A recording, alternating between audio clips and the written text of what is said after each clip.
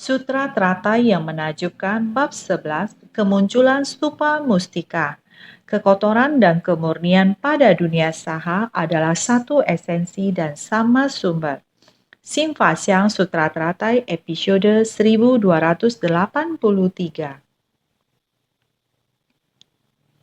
Pada seluruh alam semesta dan segala alam dharma, hakikat kebenaran adalah sama persis.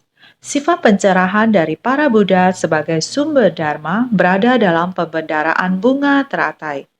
Pada kolam berlumpur dari dunia saha, kekotoran dan kemurnian adalah satu esensi dan sama sumber. Segala pintu dharma adalah tiada habis-habisnya tercakup dalam persamuhan bunga teratai. Semua harus bersungguh hati.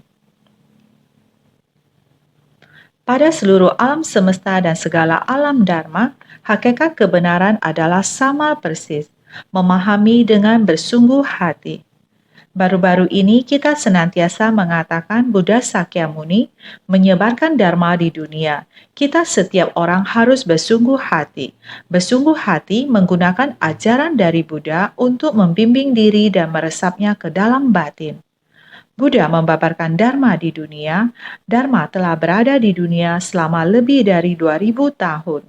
Dari India disebarkan sampai ke Tiongkok. Dari Tiongkok disebarkan sampai ke Taiwan. Kita beruntung berada di Taiwan dapat menerima ajaran Dharma yang melimpah. Kita bersungguh hati untuk menghayati, juga membabarkan dan mendengar. Adanya sebab dan kondisi, Dharma dapat dibabarkan di tempat ini, juga dapat tersebar ke seluruh dunia. Teknologi saat ini dapat dibabarkan dari tempat ini.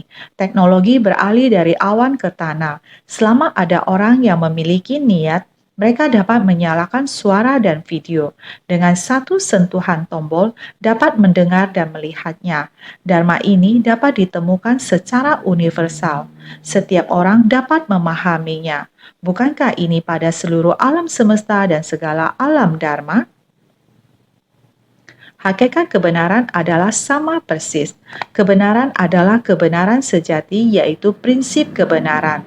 Tidak peduli seberapa jauh Anda berada, dengan suara yang sama, kita dapat menyerapnya ke dalam batin. Ini adalah meliputi seluruh alam semesta dan segala alam dharma. Menyebarkan prinsip kebenaran dapat sedemikian sederhana menyebarkannya. Sedemikian sederhana orang menerimanya. Ini adalah berkah bagi setiap orang di era kita sekarang. Berkah, kita harus mengerti menerimanya. Harus tahu, menyadari berkah kita. Kita harus menciptakan berkah, harus mengerti untuk menghargainya. Menghargai berkah ini, setelah kita menerima Dharma, kita harus menyebarkan Dharma ini, menyebarkannya kepada lebih banyak orang.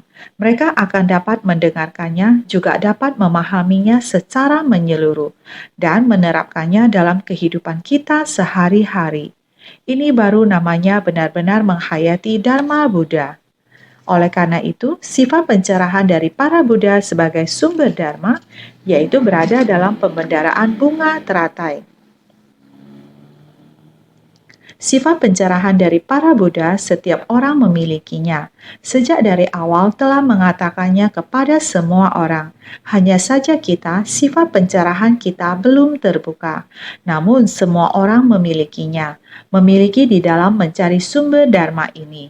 Kebijaksanaan setiap orang setara dengan Buddha. Sang Buddha tentu saja dapat memahaminya secara menyeluruh. Kita memiliki sifat hakiki kebudaan. Kita juga dapat memahaminya. Hanya saja belum dapat memahaminya secara menyeluruh. Kemarin kita sudah ada membahasnya. Apakah kamu ada mendengarnya? Ada. Apakah memahaminya? Paham. Apakah dapat tercerahkan? Mengerti? Pelan-pelan kami akan bersungguh hati. Benar. Harus melalui perlahan dan bersungguh hati. Perlahan ini ada di mana? Sumber dari Dharma. Harus baik-baik memahami di mana sumber Dharma kita. Sifat pencerahan dari sumber Dharma ini. Jika Anda tidak tahu Dharma, bahkan sifat pencerahan pun Anda tidak akan tahu. Jika kita tahu Dharma, akan tahu setiap orang memiliki sifat hakiki dari pencerahan.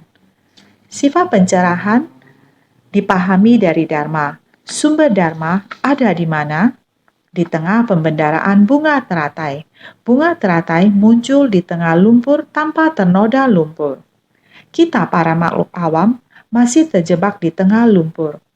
Masih belum mekar, bunga belum muncul. Jika bunga sudah mekar, kita akan melihat buah. Sekarang kita masih berada di sumber Dharma di tengah pembendaraan bunga teratai. Jadi kita harus lebih berusaha untuk mencari sumber Dharma di tengah pembendaraan bunga teratai.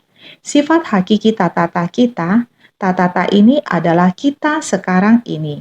Pada kolam berlumpur dari dunia saha, kekotoran dan kemurnian adalah satu esensi dan sama sumber. Dunia saha adalah tempat para makhluk berdiam saat ini. Ini adalah dunia saha. Dunia saha ini tempat di mana berdiam dari 5 alam kehidupan. 5 alam tempat berdiam. Alam dewa, manusia, neraka, setan kelaparan, binatang. Ini disebut 5 tempat berdiam. Orang yang memupuk berkah di alam manusia, kehidupan berikutnya adalah di alam dewa. Di alam manusia, apakah kita sudah membangkitkan tekad dan berikrar? Apakah kita hendak menapaki jalan bodhisattva? Ataukah kita ingin mentaati 5 sila? Sehingga di kemudian hari kita tidak meninggalkan kehidupan manusia. Tidak meninggalkan kehidupan manusia berarti dilahirkan kembali sebagai manusia. Karena kita tidak pernah melakukan 10 perbuatan jahat dan 5 kedurhakan. Dan kita mentaati 5 sila dan mentaati etika dan moral. Inilah yang dilakukan oleh kebanyakan orang di dunia ini. Apabila melakukan 10 kejahatan dan 5 kedurhakan, kejahatan di kemudian hari akan terlahir di alam neraka. Atau apabila dalam keseharian tidak memperhatikan etika dan moral, di kemudian hari akan terlahir di alam binatang. Atau orang yang pelit dan tamak di kemudian hari akan terlahir di alam setan kelaparan. Ini semua tergantung oleh apa yang kita lakukan di alam manusia.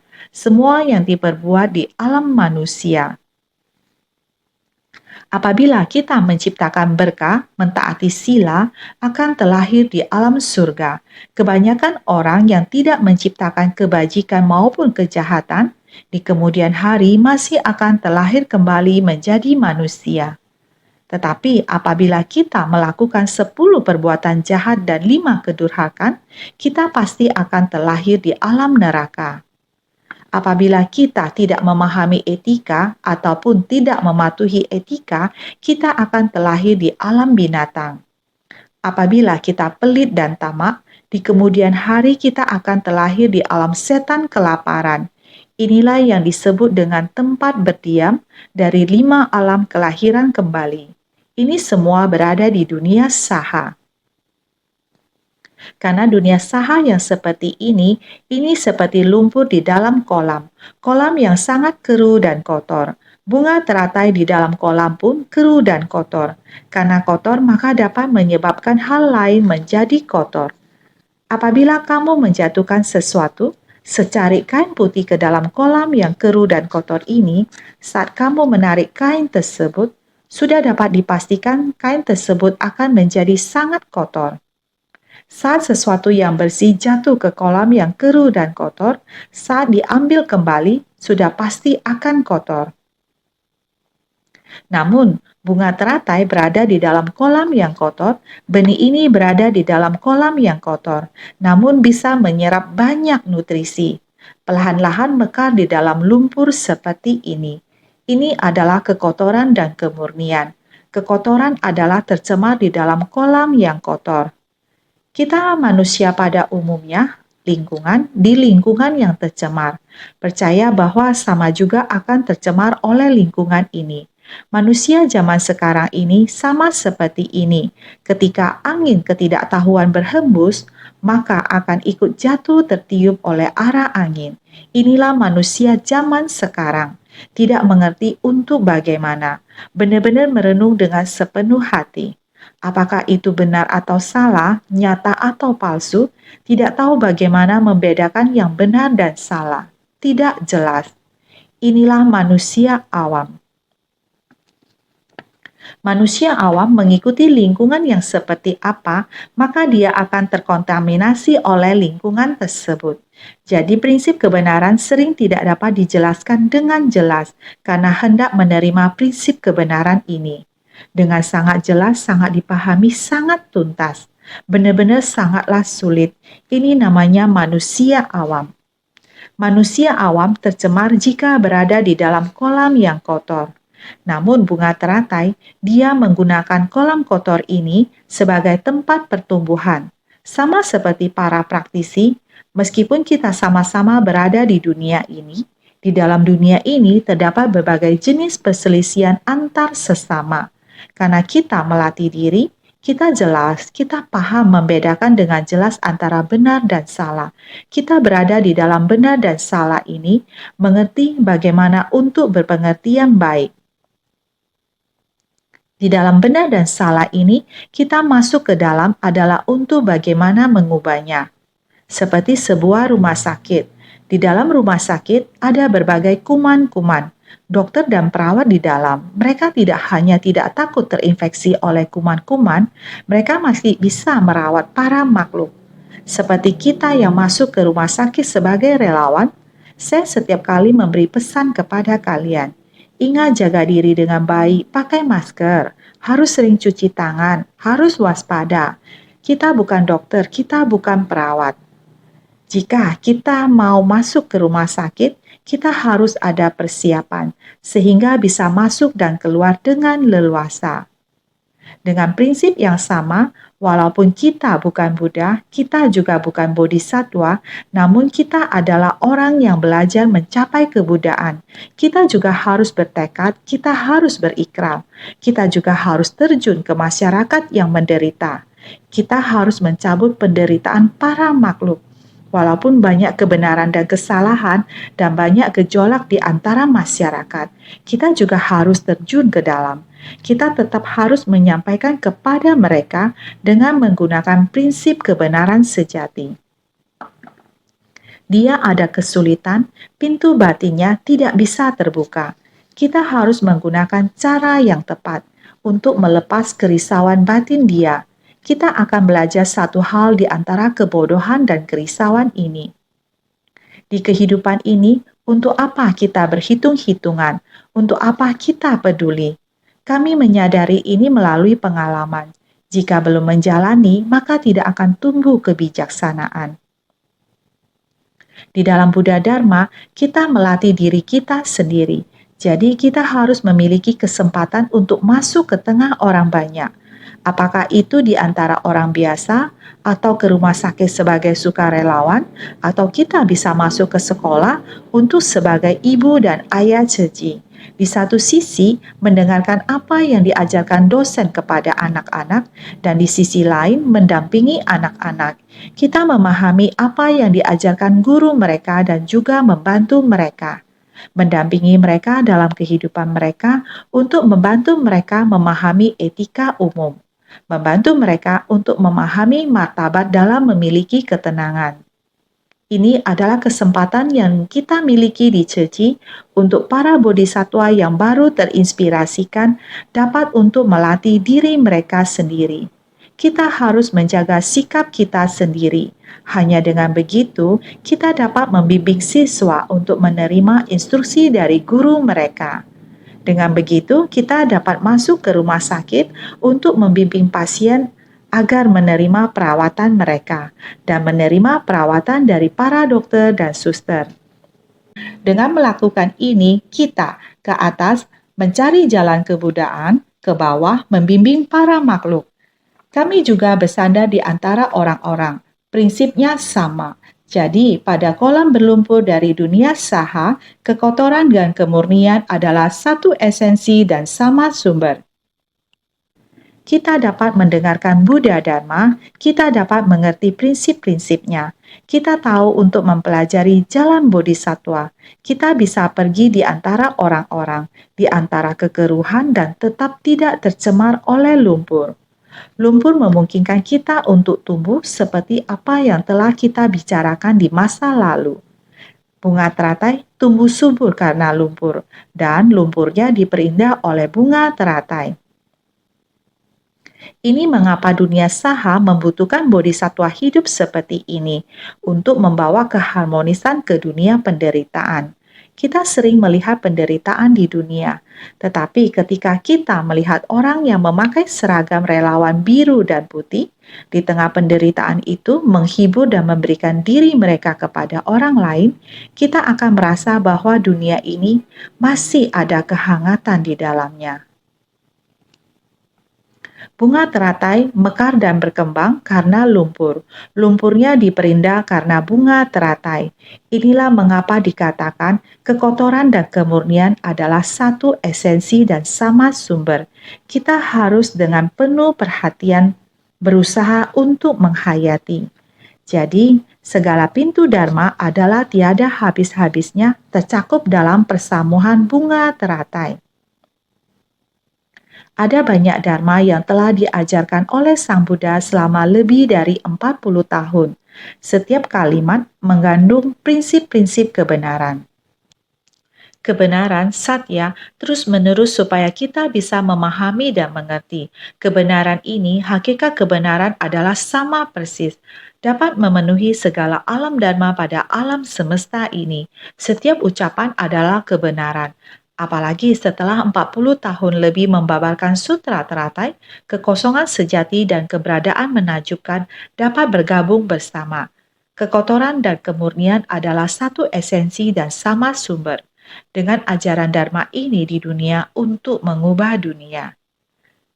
Segala pintu Dharma adalah tiada habis-habisnya, sangat banyak. Ada banyak ajaran Dharma yang tersimpan di persamuhan bunga teratai. Ketika bunga teratai mekar, setiap bunga teratai ada biji di dalam polongnya. Di dalam polong tersebut ada berapa biji teratai? Kadang ketika bunga teratai sedang mekar, polong biji teratai tersebut dipetik kemudian dibiarkan mengering. Setelah kering diletakkan di samping meja saya. Kadang ketika sedang mendengar orang berbicara, saya lalu mengambil polong biji teratai ini lalu melihatnya. Lihatlah sebatang polong biji teratai ini. Jika dihitung, ada sekitar 30-40 biji bunga teratai di dalamnya. Ini sekuntum bunga teratai. Ada sekitar 40-an biji atau 30 biji bunga teratai di dalamnya. Setiap biji teratai jika jatuh ke dalam tanah, maka sama juga akan tumbuh dan berbunga dan ada bijinya lagi. Seperti inilah terus-menerus berkelanjutan yang tak habis-habisnya. Di tengah lautan persamuhan bunga teratai ini, Buddha Dharma adalah seperti ini. Satu kata dari Sang Buddha dapat meluas ke Dharma yang tak terukur dan tak terhitung jumlahnya, dengan mengikuti kapasitas para makhluk hidup untuk mengikis kerisauan makhluk hidup.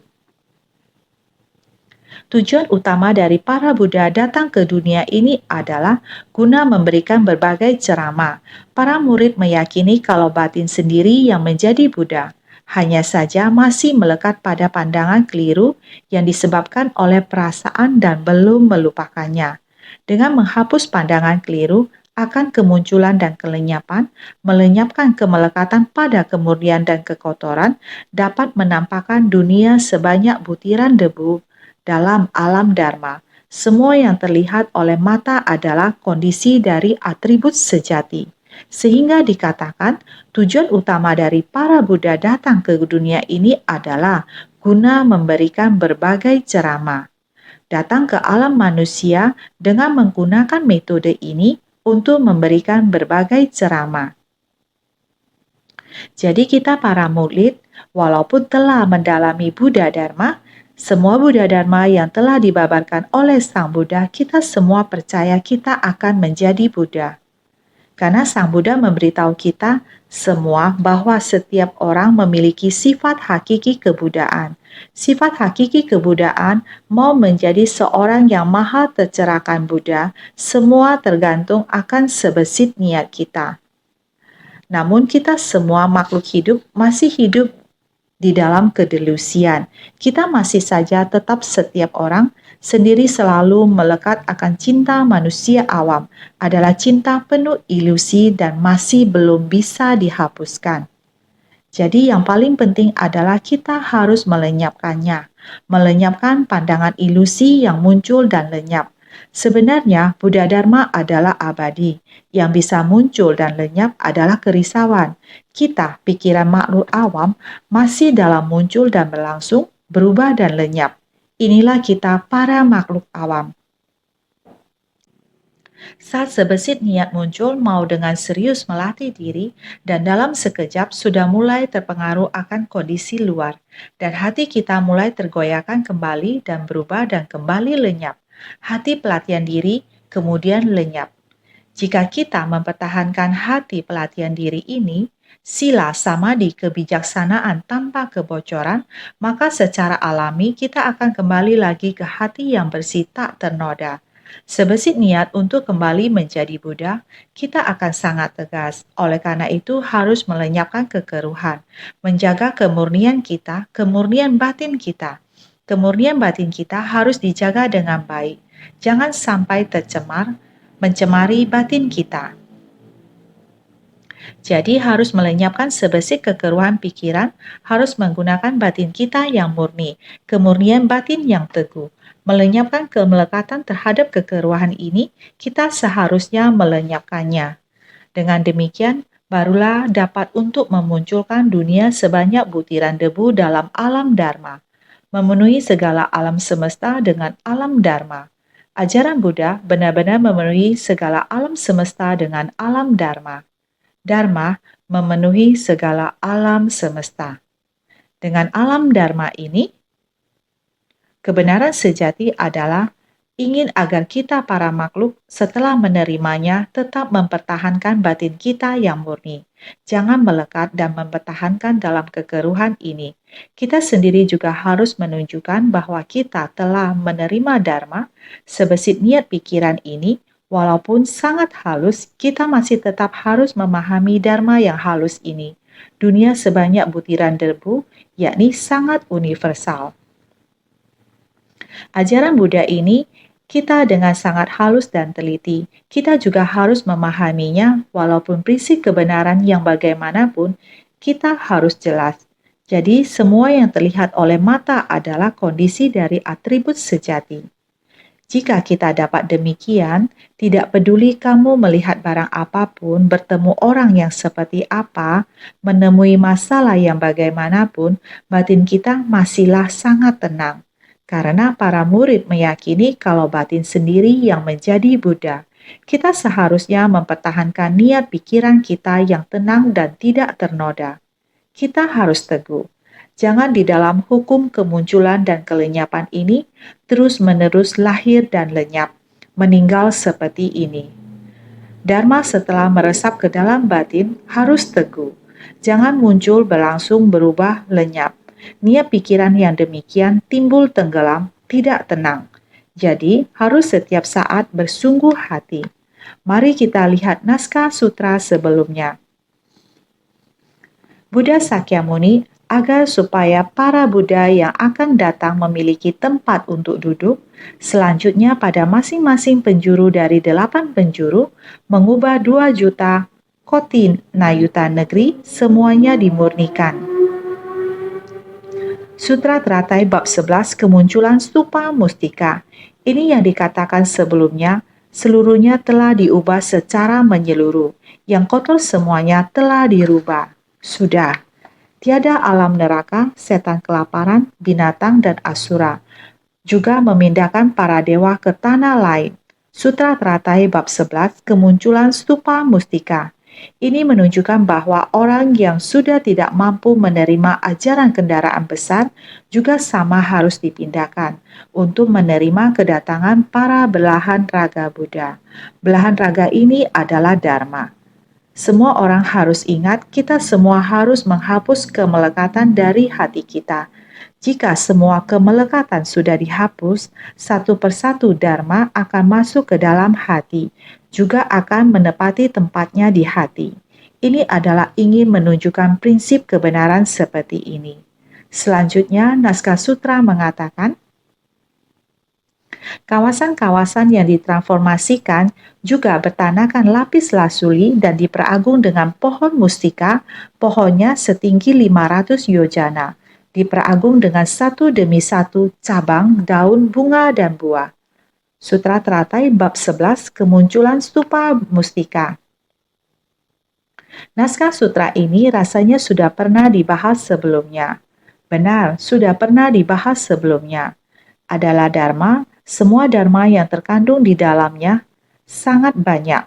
Makanya naskah sutra akan selalu ada pengulangan. Naskah sutra seperti ini akan terus-menerus muncul. Kita perlu mengkaji dan membahasnya dengan sungguh hati. Kawasan-kawasan yang ditransformasikan di sini secara luas mengubah maharibu dunia lainnya. Kawasan menunjukkan kalau setiap maharibu dunia adalah satu kawasan di mana seorang Buddha, pemimpin ajaran, mewujudkan diri. Kawasan-kawasan yang ditransformasikan, Sang Buddha ingin mengubah semua ini. Mengubah dunia ini, maharibu dunia. Maharibu dunia ini tidak dapat terpisahkan dari batin kita. Alam nafsu, alam berwujud, dan alam tidak berwujud, semuanya tidak terpisahkan dari batin kita. Nafsu dari batin kita, pikiran dan kesadaran kita, dan juga delusi dalam batin kita, ini semua dinamakan 3000 maharibu dunia. Semua ini ada dalam batin kita. Di dalam batin kita, kita harus menghapuskan nafsu, menghapuskan pikiran berwujud, bahkan pikiran tidak berwujud yang halus sekalipun harus dihapuskan. Segala kemelekatan ini, segala noda, semuanya harus dihapuskan. Sampai kita menjadi murni, ini dinamakan dengan perubahan. Secara luas mengubah, semuanya harus diubah. Semua kekeruhan ini mesti diubah menjadi kemurnian. Kawasan merujuk pada setiap maharibu dunia, yaitu dunia di dalam batin kita. Satu kawasan di mana seorang Buddha pemimpin ajaran mewujudkan diri, dunia di mana orang-orang bersatu, tempat di mana Buddha Sakyamuni mengajari dan mentransformasi. Semua umat manusia, semua maharibu dunia yang tidak terhingga adalah segala tempat yang diajari dan ditransformasi oleh Buddha Sakyamuni, sehingga Buddha tidak berhenti mengubah tanah yang penuh akan makhluk awam dan batin makhluk awam yang ternoda. Bertanakan lapis lazuli, perumpamaan untuk ladang batin yang murni. Diperagung dengan pohon mustika, perumpamaan tubuh dan batin yang murni. Pohon mustika adalah pohon pencerahan bodi yang terbuat dari 7 mustika. Bertanakan lapis lazuli dan diperagung dengan pohon mustika. Bertanakan lapis lazuli adalah perumpamaan tentang ladang batin yang murni. Diperagung dengan pepohonan permata adalah perumpamaan tentang kemurnian kita. Tubuh dan pikiran kita bagaikan pohon mustika. Batin kita harus memiliki tekad untuk mencapai pencerahan. Tubuh kita harus melakukan tindakan yang murni dan tak ternoda. Jadi pohon mustika adalah pohon pencerahan bodi yang terbuat dari 7 mustika. Bila ingin mencapai pencerahan, kita harus menggunakan segala mustika. Segala macam mustika di dunia bisa digunakan untuk mengumpamakan dharma.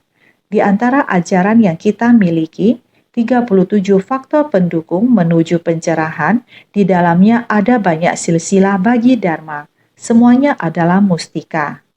7 faktor pencerahan dan jalan mulia berluas 8, semuanya adalah mustika. Pohonnya setinggi 500 yojana. Perumpamaan untuk melampaui para makhluk dari 5 alam kelahiran, serta para murid dari 5 kendaraan. Juga perumpamaan untuk benih sebab dan buah akibat dari kendaraan tunggal, serta melampaui benih sebab dan buah akibat dari ajaran Buddha pada 5 kendaraan. Jadi pohonnya setinggi 500 yojana. Mengumpamakan untuk melampaui para makhluk dari 5 alam kelahiran. Telah melampaui para makhluk dari 5 alam kelahiran, tidak hanya melampaui 5 alam tempat berdiam, juga di atas para murid dari 5 kendaraan. Membangkitkan tekad melatih diri, yakni para murid dari 5 kendaraan. 5 kendaraan yakni telah menerima Dharma. Dharma ini Buddha mengelompokkannya dalam 5 kategori. Kendaraan manusia, kendaraan dewa, kendaraan Sravaka, kendaraan Praktekya Buddha, kendaraan Bodhisattva, ini dinamakan 5 kendaraan. Pohon mustika merupakan perumpamaan telah melampaui. Murid dari 5 kendaraan melampaui, yakni praktek di jalan Bodhisattva, berjalan ke arah kondisi kebudaan. Ini sudah berada di atas murid dari 5 kendaraan, yakni mempraktekkan ajaran kendaraan besar, sudah berdekatan dengan Buddha. Jadi diumpamakan benih sebab dan buah akibat dari kendaraan tunggal, yakni benih Bodhisattva. Tempat yang dituju adalah buah kebudaan. Jadi, serta melampaui benih sebab dan buah akibat dari ajaran Buddha pada 5 kendaraan. Kita sudah mencapai kondisi kebudaan. Semuanya adalah prinsip menakjubkan dari kekosongan sejati dan mencapai maha parinirvana yang hening dan jernih. Sudah sampai pada kondisi kebudaan. Ini sudah melampaui semuanya. Sehingga cabang, daun, bunga, dan buah. Cabang, perumpamaan untuk bentuk fenomena. Dalam setiap bentuk terdapat banyak perbedaan ibarat daun. Bunga mekar melambangkan benih Bodhisattva. Buah melambangkan buah pencerahan dari kebijaksanaan Buddha. Cabang adalah perumpamaan dari fenomena. Segala permasalahan dan wujud di dunia, kita harus bagaimana melatih diri. Satu persatu dibedakan menjadi banyak perumpamaan. Seperti daun, Anda akan tahu ini adalah pohon apa. Hanya cabang kita tidak mampu membedakan. Jika daun sudah tumbuh, oh, jadi tahu ini sebenarnya pohon apa. Sangat jelas dan subur. Ini adalah cabang, daun, bunga, dan buah. Ada daun, ada cabang. Ada daun dengan sendirinya bunga bisa mekar. Buah pun menjadi matang. Jadi bunga mekar ini menunjukkan benih Bodhisattva. Buah menunjukkan kebijaksanaan Buddha dari buah yang matang. Jadi kita harus bersungguh hati. Jadi dikatakan, diperagung dengan satu demi satu, giat membina diri secara berurutan seperti ini guna memperagung tubuh Dharma. Tubuh Dharma, esensi dan sifat dari segala Dharma terkondisi dan tak terkondisi. Dari sila memunculkan samadhi, dari samadhi membangkitkan kebijaksanaan, dengan kebijaksanaan memperoleh pembebasan. Inilah urutan yang mesti dijalani. Diperagung dengan satu demi satu maksudnya adalah giat membina diri secara berurutan. Kita memulai pelatihan diri dari mendengar suara-suara Buddha, lalu memahami prinsip kebenaran dari Dharma. Ini disebut sebagai satu demi satu. Giat membina diri secara berurutan. Membina diri secara berurutan, dengan demikian guna memperagung tubuh Dharma. Kita memulai dengan demikian. Dengan Dharma yang semula dibabarkan pada era Buddha, kita mengetahui bagaimana harus mentaati sila. Sila untuk mencegah kesalahan dan menghentikan kejahatan. Para praktisi harus mentaati sila dan aturan. Jika kita mentaati sila dan aturan, dengan sendirinya tidak akan melanggar sila dan dapat memperagung tubuh Dharma kita, meresap prinsip kebenaran ke dalam batin dan diterapkan dalam kehidupan sehari-hari. Tidak melanggar sila, mempertahankan agar tubuh dan pikiran kita tetap bersih dan murni. Ini yang disebut sebagai memperagung tubuh Dharma. Maka berlindung kepada Dharma agar kehidupan kita tidak menyimpang dari kerangka Dharma. Maka esensi dan sifat dari segala Dharma terkondisi dan tak terkondisi. Dharma terkondisi, Dharma tak terkondisi. Hakikat kebenaran dan prinsip kebenaran mencakup seluruh alam semesta dan alam Dharma. Prinsip kebenaran ini terdapat di seluruh alam semesta dan alam Dharma. Sangat alami. Lihatlah pada alam semesta dan jagat raya. Di alam semesta, setiap planet memiliki lintasan masing-masing dan mengorbit sesuai dengan lintasannya. Lintasan tersebut terbentuk oleh gaya gravitasi. dan gaya gravitasi ini tidak akan menyimpang, tidak akan terlepas. Maka ini adalah sebuah fenomena dharma. Ini adalah prinsip alami dari fenomena dharma. Kita tidak dapat melihatnya, akan tetapi demikianlah dia bekerja. Mengorbit pada lintasannya. Ini adalah prinsip kebenaran. Jadi dari sila memunculkan samadhi, karena kita melatih diri, yakni dari sila memunculkan samadhi, dari samadhi membangkitkan kebijaksanaan. Karena kita menjaga sila, kita tidak boleh melanggar sila, sehingga diri kita akan menjadi tanpa celah dan merasa damai.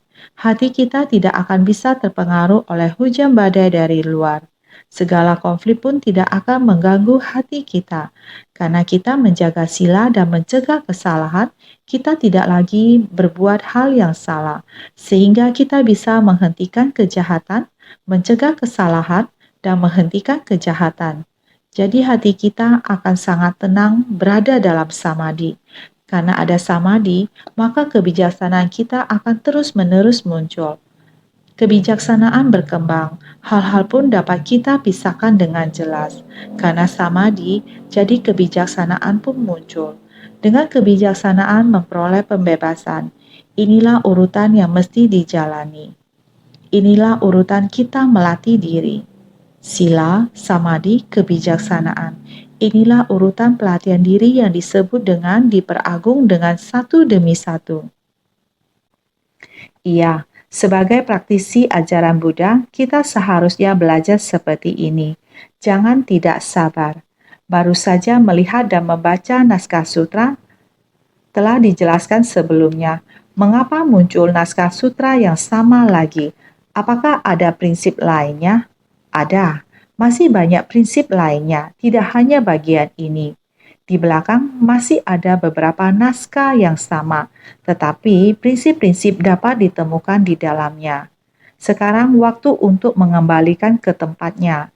Oleh sebab itu, batin kita harus murni. Dharma dalam batin kita harus seperti pohon pusaka, terus tumbuh. Melewati 5 alam dan melampaui 5 ajaran. Kita bukan lagi para Sravaka, kita harus naik ke level berikutnya. Tidak perlu tergantung pada suara. Hanya dengan melihat kondisi, dapat memahami prinsip-prinsip disebut praktekya Buddha. Tidak perlu tergantung pada suara untuk memahami prinsip-prinsip. Harus duluan menghapus kerisauan dan kegelapan batin. Hanya dengan menghapus kerisauan dan kegelapan batin dan memahami prinsip-prinsip, baru dapat mengenali prinsip-prinsip. Prinsip yang terkandung di dalamnya meliputi seluruh alam semesta, barulah kita dapat mengerti. Inilah praktekya Buddha. 12 Nidana. Mengamati prinsip kebenaran, sehingga memahami para Buddha memiliki sifat tersadarkan dan sumber dhamma yang tersembunyi pada Sutra Teratai. Sekarang telah memahami sehingga kita harus selangkah lebih membangkitkan tekad, yaitu harus baik-baik melatih di jalan bodhisattva, sehingga kita harus berjalan selangkah demi selangkah. Sravaka juga harus memiliki sila Sravaka. Praktekya Buddha juga harus memiliki aturan praktekya Buddha. Bodhisattva harus memiliki tekad luhur bodhisattva sehingga harus melampaui ajaran kendaraan besar. Sehingga dalam dunia saha yang ternodai dan jernih, dia tidak terpengaruh oleh dunia saha yang ternodai. Dia terbebas dari noda dan tidak terpengaruh. Satu wujud dari sumber yang sama yaitu memasuki tengah masyarakat untuk membimbing para makhluk. Bodhisattva dengan tekad kendaraan besar, kita harus bersungguh hati memahami bukan hanya melampaui 5 alam kelahiran kembali dan juga melampaui 5 kendaraan. Bukan hanya membangkitkan tekad dan berjalan di tempat saja, harus praktek dengan tindakan nyata. Inilah yang perlu kita terus-menerus melatih, sehingga sila, samadhi, kebijaksanaan tiada bocor. Jangan bocor. Jiwa kebijaksanaan kita baru bisa berkembang. Jiwa kebijaksanaan berkembang, baru bisa melampaui 5 alam kelahiran kembali dan 5 kendaraan, sehingga kita seharusnya memiliki pohon mustika harus ditumbuhkan. Pada saat bersamaan, tali emas digunakan untuk membatasi sisi jalan, yaitu harus ada sila samadhi kebijaksanaan. Sila samadhi kebijaksanaan perlu adanya pengetahuan benar, pandangan benar. Demikian kita baru bisa melampaui, terbebaskan, bisa mendapatkan kebebasan. Inilah praktisi. Benar-benar merupakan ajaran kedua yang perlu dijalani. Mempelajari ajaran Buddha harus ada batin demikian. Tidak boleh malas, tidak malas disebut bersemangat. Bisa bersemangat baru bisa berkembang. Baik perkembangan pohon mestika kamu atau tali emas digunakan untuk membatasi sisi jalan dengan jelas. Kita baru benar-benar bisa memahami prinsip kebenaran Buddha. Segala pintu ajaran semuanya tersembunyi dalam lautan sutra teratai. Inilah kita harus menggunakan bunga teratai yang bermekaran untuk memperindah kolam yang berlumpur.